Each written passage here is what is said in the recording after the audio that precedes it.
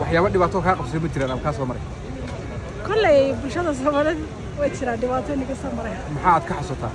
ay oo kale dad badan baa meeshay joogaan hay dadka garanay yaa waan ogahay hay marmar waxa la yiraahdaa xabasheedii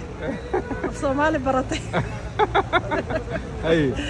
marmarka qaar bay la soo hadlaan hay telefoonada gala soo hadlo waxa tahay waxyaabo badan bay dhahaan way marwad waxa noo sheegaysa qofku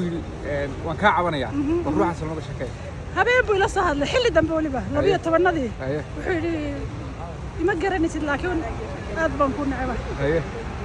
oo diga cadaysiisa maxaan ku sameeyaa tan ku garanay baan ku yiro wuxuu yiri habeen kasta oo jacaylkayga la hadlaya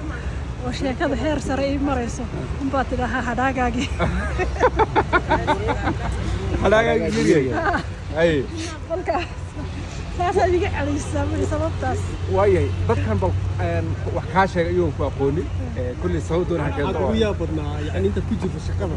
lacagtaada ku jirto ahriga weeriya waxay ugu leeyahay ka badnaa arkan maxaa kamid ah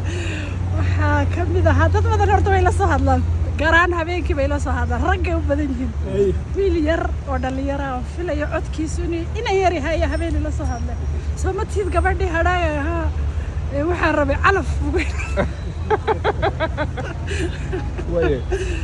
way bulshada maxaa leedahay kugu xiran codka maalin kasta dhagahooda ku xiran tahay maqla maxaa leedahay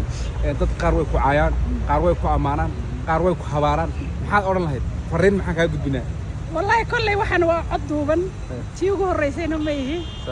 qaar badan baa iga horeeyay sida luqada xabashiga dadku intay waxaan la qabsanayaan ay baranayaan dabcan way jiri doontaa cayd iyo walba sababtoo ah anagu waan caytami jirnay markii ugu horeysay naagta xabashiga ku hadasha ay ka hadli jirtay laakiin waxaan jeclaan lahaa inaan sheego bulshada Soomaaliyeed inay ogaadaan waxaan inuu yahay cod duuban oo aanu meesha fadhiyo ama aan waxba u qaban karin marmarka qaar bay la soo hadlay waxay oranayaan kaadhka nooga shub kaadhkii baa layga xidhay ii soo fur kolka anu kama shaqeeyo teelayga laakiin heshiis baan galay cod bay iga duubteen